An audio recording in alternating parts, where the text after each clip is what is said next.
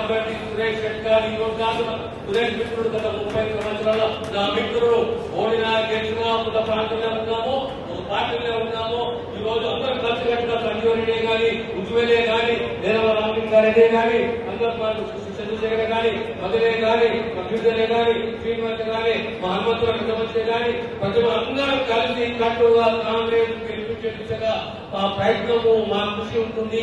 మీ అందరూ ఆశీస్సులు ఉండాలి. పొద్దున ఇంకా 4 సంవత్సరాల 8 నెలలు ఈ ప్రాంతానికి రైతులే కానీ, నిరుద్యోగులు కానీ, యువకులే కానీ ఖచ్చితంగా కాంగ్రెస్ ఇచ్చిన మాట నిలబడుతుందనే విషయాన్ని సౌర్యంగా తెలియజేస్తూ ఈ అందరికీ పవిత్ర రంజాన్ మాస శుభాకాంక్షలు తెలియజేస్తూ సెలవు తీసుకుంటాను.